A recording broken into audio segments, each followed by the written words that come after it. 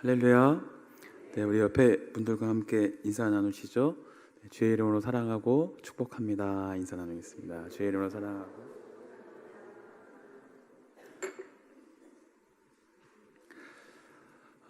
저는 스포츠 경기를 이렇게 하는 것도 좋아하지만 잘하게 생기진 않았죠. 네, 그냥 좋아해요. 네, 근데 보는 것도 더 좋아합니다. 구기 종목들을 참 보는 거 좋아하는데 여러 종목들이 있지만 구기 종목 아닌 것 중에 제 기억에 오래도록 좋은 기억으로 남는 명경기가 하나 있었습니다.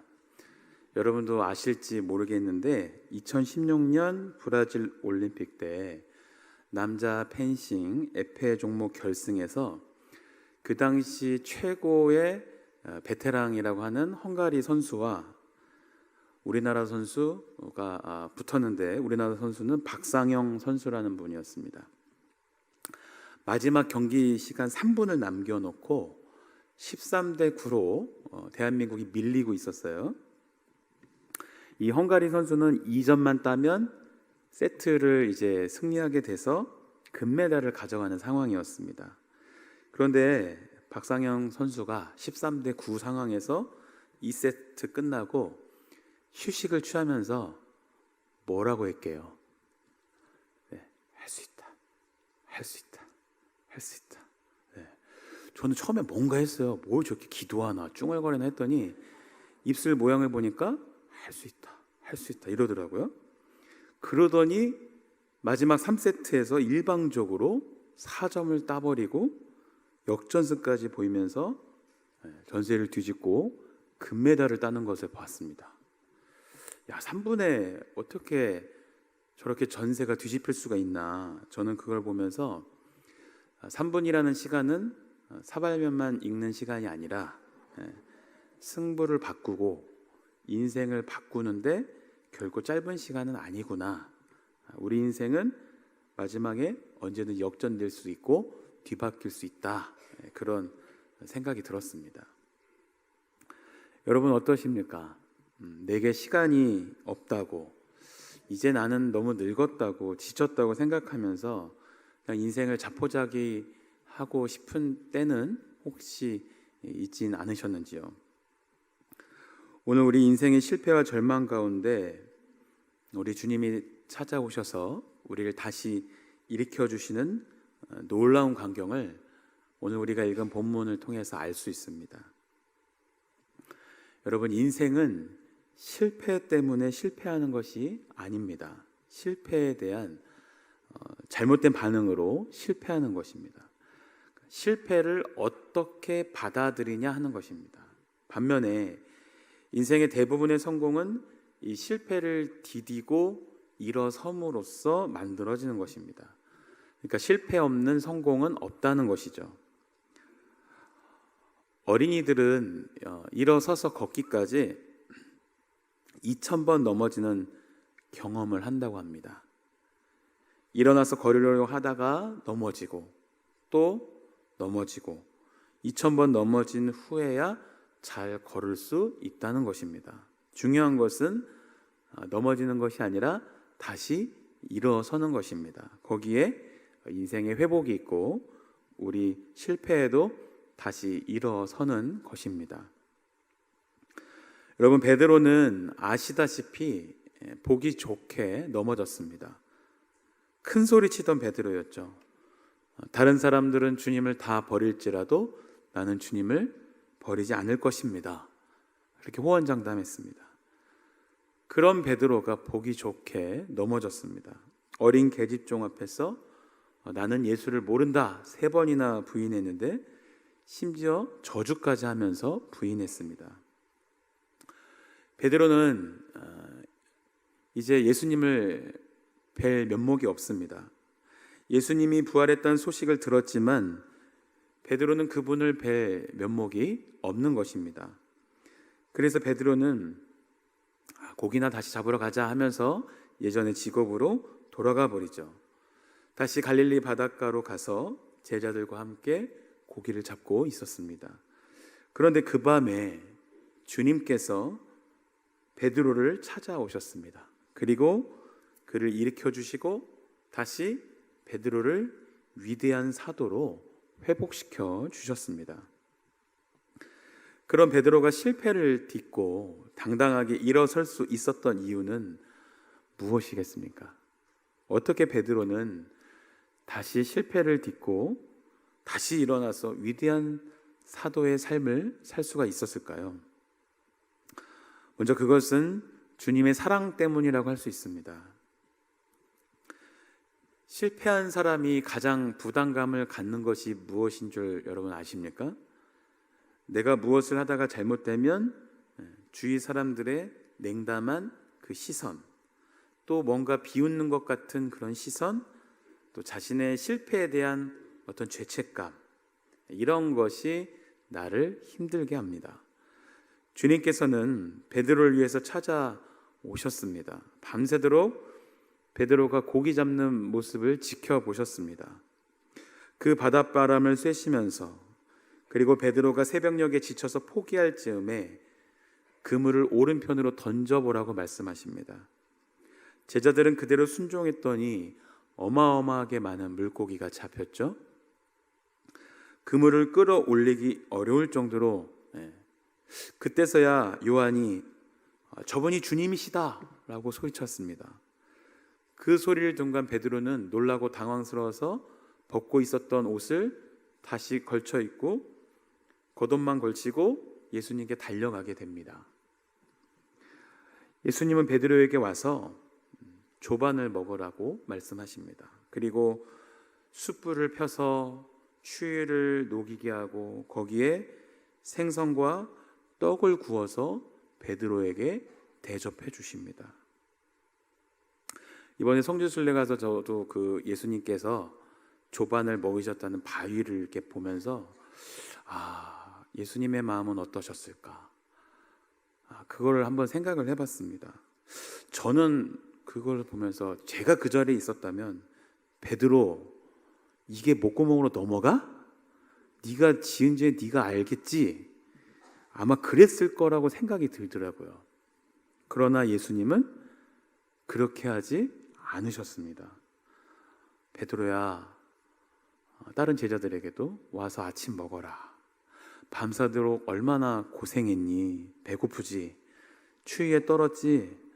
불 좀 쬐고 밥 먹자. 그러셨을 것입니다. 이 말 한마디가 베드로의 마음에 어떤 감동을 일으켰을지 여러분 한번 상상해 보십시오. 와서 아침을 먹어라. 그분은 꾸짖지 않으셨습니다. 식탁을 준비해 베드로에게 대접해 주셨습니다. 베드로는 그 사랑이 너무나 감격스러워서 목이 메어 밥을 잘 먹었는지는 모르겠습니다. 식사가 끝났을 때 주님이 베드로에게 말씀하십니다. 베드로야, 네가 이 사람들보다 나를 더 사랑하느냐? 제가 주님을 사랑하는 줄 주님이 아시잖아요. 내 어린 양을 먹이라 주님 말씀하십니다. 근데 주님이 또 물어보십니다. 베드로야, 네가 나를 사랑하느냐? 제가 주님 사랑하는 줄 아시잖아요. 내 양을 치라 말씀하십니다. 주님이 한 번 더 묻습니다. 네가 나를 사랑하느냐? 이러니까 이제 베드로가 3번이나 물어보는 건 심각한 건데, 그렇게 생각을 하면서 제가 주님 사랑하는 줄 아시잖아요. 대답을 하죠. 그럴 때에 내 양을 먹이라 말씀하십니다. 여러분, 왜 예수님은 3번이나 그렇게 물어보셨을까요? 그것은 바로 베드로가 3번이나 실수했기 때문에, 베드로의 마음에 3번의 실수가 상처로 남아 있었기 때문에 그렇게 물어보신 것 같습니다. 예수님께서 그 3번의 실수를, 그 상처를 쓰다듬어 주시는 것입니다. 상처를 싸매어 주시고 덮어 주시는 것입니다. 베드로야, 과거의 쓰러짐 때문에 염려하지 말아라. 나는 이미 너를 다 용서했어. 네가 쓰러지기 전이나 지금이나 너를 사랑해. 주님이 말씀하십니다. 네가 나를 사랑하느냐? 그 말씀 속에 베드로는 느낄 수 있습니다. 베드로는 생각합니다. 주님이 나를 여전히 사랑하시는구나. 내가 주님을 그렇게 3번이나 배신했는데 주님은 여전히 나를 사랑하시는구나. 베드로는 거기에서 감동을 받는 것입니다. 사랑하는 여러분, 주님의 사랑은 영원한 줄로 믿습니다. 우리가 주님의 사랑을 느끼고 경험할 수만 있다면 결코 방황할 이유가 없습니다. 기도의 응답이 좀 늦는다고, 좀 어렵다고 쉽게 흔들릴 리가 없습니다. 주님은 오늘 나를 사랑하신다. 내가 그 사랑을 경험했어. 그러면 끝난 것입니다. 성경은 그렇게 말씀하십니다. 이사야 45장 15절에 보니까 여인이 어찌 그 젖먹는 자녀를 잊겠으며 자기 태에서 난 자식을 긍휼히 여기지 않겠느냐.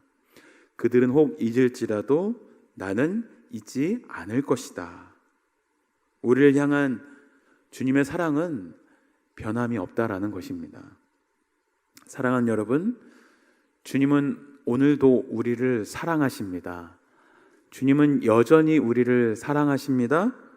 오늘 베드로를 찾아오신 주님께서 다시 여러분을 찾아오셔서 네가 나를 사랑하느냐? 내 양을 치라 말씀하십니다. 이 주님의 사랑을 다시 여러분의 심령 속에 기억하실 수 있는 이 시간이 되시기를 주의 이름으로 축원합니다. 자, 베드로가 다시 설 수 있었던 다른 이유는 무엇일까요? 주님께서 베드로에게 사명을 맡기셨기 때문입니다. 16절입니다. 또 두 번째 이르시되 요한의 아들 시몬아 네가 나를 사랑하느냐 하시니 이르되 주님 그러하나이다. 내가 주님을 사랑하는 줄 주님께서 아시나이다. 이르시되 내 양을 치라 하시고 명령하셨습니다. 어찌 보면 이것은 베드로에게 주신 주님의 위임입니다. 오늘 이 말씀은 주님께서 베드로에게 목자의 사명을 위임하는 것입니다. 우리를 먹이시고 돌보시는 분은 바로 우리의 목자 되신 주님이신데 주님께서 베드로에게 그 목자의 사명을 맡기는 것, 이게 바로 위임입니다. 위임. 우리는 일반적으로 생각하면 자신을 버리고 배신한 제자에게 또 한 번 그에게 기대를 걸고 사명을 맡길 스승은 없을 것입니다. 그러나 우리 주님께서는 변함없이 베드로를 사랑하셨기 때문에 베드로를 향해 물으시고 내 양을 치라, 내 양을 먹이라 말씀하십니다. 처음 베드로에게 주신 사명이 여러분 뭔지 아실 겁니다. 마태복음 4장에 보면 고기 잡는 베드로에게 주님이 뭐라고 말씀하셨죠? 네가 이제부터는 사람을 낚는 어부가 되리라. 그런데 오늘 말씀에서는 어떤 사명을 주셔요? 내 어린 양을 먹이고 치라는 것입니다. 돌보라는 것입니다. 그것은 목자의 사명을 주시는 것입니다. 앞에 마태복음 4장에서의 첫 번째 사명은 전도자의 사명이고 두 번째 주신 사명은 목자의 사명입니다. 그러면 사람을 낚는 전도자의 일이 힘들까요? 아니면 사람들을 양육하고 돌보고 먹이는 목자의 일이 더 힘들까요? 어느 게 더 힘들까요? 낳는 것보다 키우는 것이 더 힘들다고 합니다. 어머니분들 다 공감하시나요? 네, 저희 집 왼수를 보니까 그런 것 같더라고요. 네, 낳은 거는 이제 엄마가 낳았고 키우는 것도 물론 이제 같이 키우지만 요즘 사춘기여서 하루하루가 다르게 저것들을 어떻게 되나 막 이런 마음이 막 불끈불끈 오르는 거 보면 낳는 것보다는 키우는 게 훨씬 힘든 걸 느낍니다. 자, 근데 낳는 것은 전도자고 키우는 것은 목자의 사명입니다. 그 목자가 오늘로 말하면 목회자입니다. 그래서 목회자는 양들을 돌보는 것입니다. 이스라엘에서도 목자가 양떼들을 돌볼 때 양들을 돌보는 게 쉬웠겠습니까? 양들도 다 순종 잘하는 게 아니겠죠. 어떤 양은 도망도 잘 가고 어떤 양은 말도 안 듣고 다리도 부러지고 보통 일이 아닐 것입니다. 성도님들 양으로 표현한다면 성도님들 중에도 다양한 양의 종류가 있을 것입니다. 어떤 분들은 목사가 설교하고 광고하면 그대로 순종한 양들도 있지만 다 순한 양은 아닙니다. 어떤 양은 슬금슬금 도망가는 양, 눈치만 보는 양, 개 중에 뿔난 양도 있어서 시간 나면 들이받으려고 하는 양, 거기에 병든 양도 있고 절룩거리는 양도 있고 양의 종류가 다양합니다. 그래서 목자는 그 양떼를 다 품에 안아야 합니다. 하나도 버릴 게 없습니다. 다 품에 안아야 됩니다. 그러니까 이 또 목자의 사명이 힘든 것이에요. 그런데 예수님께서 베드로에게 이 목자의 사명을 맡기는 것입니다. 그러니까 전도자의 사명보다 한 단계 업그레이드된 중요한 사명을 베드로에게 맡기는 것입니다. 실패하고 실수한 사람한테 더 중요한 일을 우리가 맡길 수 있을까요? 그런데 주님이시기에 그게 가능한 것입니다. 주님께서는 실패한 베드로에게 더 중요한 사명을 맡기시는 거예요. 비록 우리가 실수했을지라도 절망했을지라도 주님은 우리를 다시 부르셔서 우리에게 위대한 사명을 주시는 그런 분이심을 여러분 믿으시길 바랍니다. 저와 여러분에게도 목자의 사명이 다 있는 줄 믿으시길 바랍니다. 여러분들도 마찬가지입니다. 여러분들이 목회자가 아닐지라도 여러분에게 다 사명이 있습니다. 구역장은 구역원을 돌보는 사명, 교사들에게는 학생들을 돌보는 목자의 사명이 있습니다. 그것만이 아니죠. 오늘 여러분들의 도움이 필요한 분들이 계실 것입니다. 내 손이 필요한 분들, 내 관심과 내 기도가 필요한, 내 사랑이 필요한 분들이 내 주위에 분명히 계십니다. 내 남편일 수도 있고 내 아내일 수도 있고 내 자녀들일 수도 있고 우리의 이웃일 수도 있습니다. 나의 도움이 필요한 사람, 그분들은 내가 돌봐줘야 될, 내가 섬겨야 될 양떼들이라는 것입니다. 그런 의미에서 오늘도 우리 모두가 목자가 되어야 할 줄로 믿습니다. 오늘도 여러분 주위에 하나님을 알지 못하는 그런 어린 양들이 얼마나 많이 있습니까? 우리는 그들을 찾아가서 하나님의 말씀으로 먹이고 또 그분들을 양육하는 일, 바로 우리에게 주신 사명인 줄 믿습니다. 주님께서는 오늘 베드로에게 그 사명을 맡기심으로 베드로가 다시 일어설 수 있었습니다. 마지막으로 베드로가 다시 일어날 수 있었던 것은 주님의 명령 때문이었습니다. 오늘 읽진 않았지만 본문 아래에 18절로 19절입니다. 같이 한번 읽어보겠습니다. 내가 진실로 진실로 내게 이르노니 내가 젊어서는 스스로 띠띠고 원하는 곳으로 다녔거니와 늙어서는 내 팔을 벌리니 남이 내게 띠띠우고 원하지 아니하는 곳으로 데려가리라. 이 말씀을 하심은 베드로가 어떠한 죽음으로 하나님께 영광을 돌릴 것을 가리키심이로라.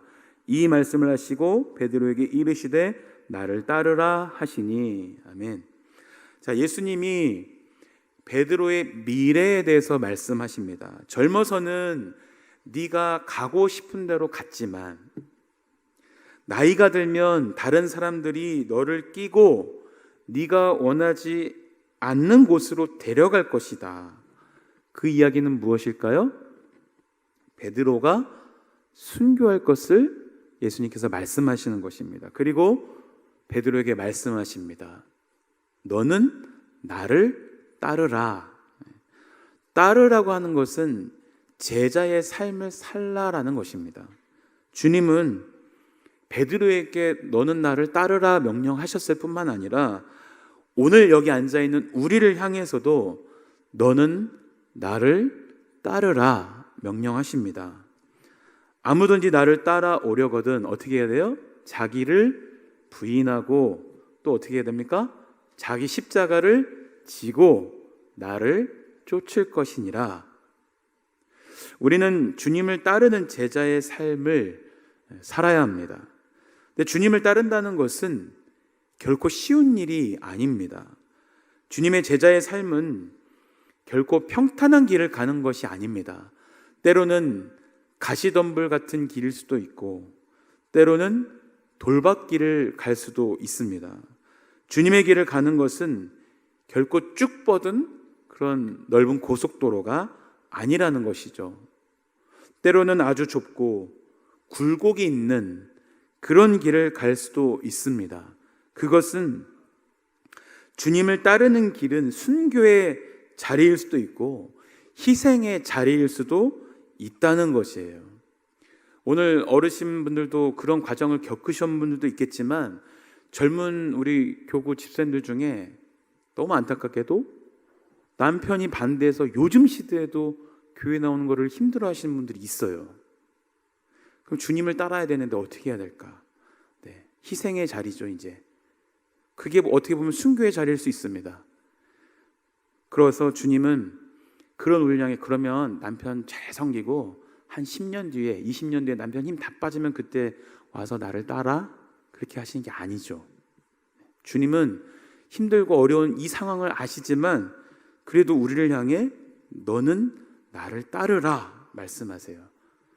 그게 세상과 부딪힐 수 있는 문제일 수도 있지만 주님 주신 지혜를 가지고 제자의 삶을 살라고 오늘 우리에게 명령하고 계신 것입니다. 사랑하는 여러분, 여러분 오늘 주님을 따르고 계십니까? 내가 정말 주님을 사랑한다면 내가 기쁜 마음으로 주님이 가셨던 그 십자가의 길 우리가 따라가야 하지 않을까요? 내가 가기 싫어도, 내가 그 십자가 지기 싫어도 주님이 나에게 직접 명령하신 것이라면 기쁘게 지고 감당해야 할 줄로 믿습니다.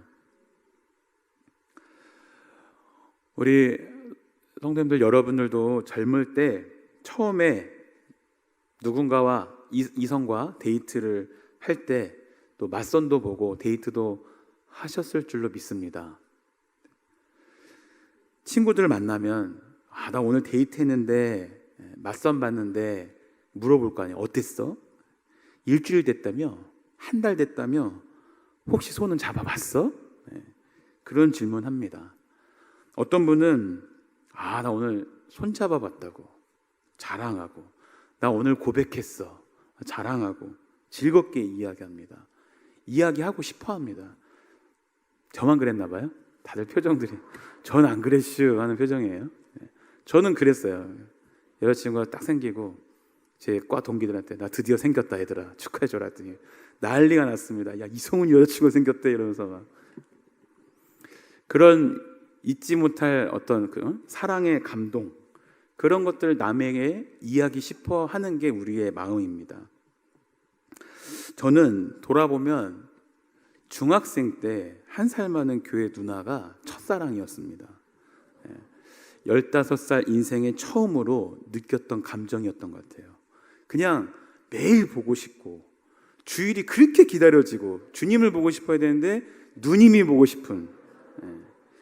그래서 제가 다니는 학교에서 그 누나가 다니는 학교까지는 걸어서 30분 거리인데 걸어갔어요. 걸어가서 우연인 척 같이 버스 타고 1시간 정도를 집에 오는데 그 1시간 버스 타고 올 때 혼자 올 때는 졸면서 창문에 머리를 박았는데 그분하고 얘기를 하고 오면 얼마나 그 버스가 천국마차인지, 그 버스 안에서 나눴던 대화들이 얼마나 꿀같은 시간이었는지. 물론 그때 그 누나가 지금의 제 아내는 아닙니다. 제가 처음으로 사랑의 마음을 가졌던 교회 누나인데 첫사랑이라는 그런 단어를 들으면 자동적으로 이렇게 떠올려지기에 잊어버릴 수가 없는 것 같아요. 여러분도 마찬가지일 것입니다. 이성과의 첫사랑도 딱 하면 지금 떠오르시는 분들도 계시겠죠. 근데 주님을 만난 첫사랑을 한번 생각해 보십시오. 주님을 만난 첫사랑의 기억을 다른 사람에게 이야기하는 것, 그것이 전도입니다. 예수님도 마찬가지입니다. 베드로를 처음 만나신 갈릴리 바닷가에서, 디베랴 바닷가에서 주님은 두 번째 베드로를 다시 만나 주시고, 베드로야, 네가 나를 사랑하느냐? 내 어린 양을 먹이라, 내 어린 양을 치라, 그에게 말씀하십니다. 베드로는 그 은혜에 감격해서 그 자리에서 일어납니다. 그리고 또 그는 복음을 증거하다가 마지막 십자가에서 순교당하지만 내가 예수님처럼 그 똑같이 십자가에 달릴 수 없다라고, 나는 예수님을 배신한 사람이라고, 그렇게 하면서 그는 거꾸로 달려서 마지막 순교의 모습을 우리에게 보여줍니다. 이것이 바로 주님의 은혜의 역사의 한 부분이라고 할 수 있겠습니다. 오늘 우리가 힘들고 지쳤을 때, 또 실망했을 때 우리를 찾아오셔서 격려해 주시고 손잡아 일으켜 주시고 축복해 주시는 주님, 그 은혜를 우리가 무엇으로 감당할 수 있을까요? 시편 116편에 보면 내게 주신 모든 은혜를 내가 무엇으로 보답할꼬 그랬습니다. 그때에 내가 구원의 잔을 들고 여호와의 이름을 부르리라, 시편 기자는 노래하고 있습니다. 우리를 죄악의 자리에서 다시 구속하시고 절망의 자리에서 우리를 불러주신 그 주님, 우리가 실패했음에도, 우리가 실수했음에도, 우리가 범죄했음에도 다시 우리의 죄를 용서하시고 우리를 품에 안아주시는 그 주님의 사랑을 우리가 무엇으로 보답할 수 있을까요? 특별히 우리가 이제 코로나 상황이 많이 수그러드는 이 상황에서, 또 사순절을 보내는 이 기간에 말이죠, 절망 속에 쓰러지고 허우적대던 우리를 다시 일어설 수 있도록 힘을 주시는 주님의 그 은혜에 우리가 구원의 잔을 들고 여호와의 이름을 찬양하며 감사하고 그 사랑에 보답하기 위해 새롭게 시작되는 이 3월의 새봄, 또 이 사순절을 여러분들 진정으로 의미 있게 보내시기를 바랍니다. 이번 주 금요일부터 시작되는 특별 금요 심야 기도회를 통해서 여러분들이 먼저 준비된 이 자리에 빠짐없이 잔치 자리에 나오셔서 주님과의 첫사랑을 회복하시길 바랍니다. 또 여러분이 속한 구역, 기관, 그 외에 여전히 주님의 전에 나오지 못하고 있는 여러분들이 알고 계시는 장기 결석자분들, 또 아직 예수님을 모르는 우리의 가까운 이웃과 가족과 친지들을 함께 초청하고 인도해서 우리 주님의 풍성한 그 따스한 사랑을 함께 누릴 수 있도록 그렇게 도우시는 여러분들 되시기를 바랍니다. 오늘도 우리를 사랑하시는 주님의 사랑에 감사하고 또 주님을 찬양하고 다시 그 사명의 자리에 돌아섬으로 우리 귀한 그 주님께 영광 돌리는 우리 삼려전도회 회원 여러분들과 또 모든 우리 여주교회 성도님들의 삶이 되시기를 주님의 이름으로 축원드립니다.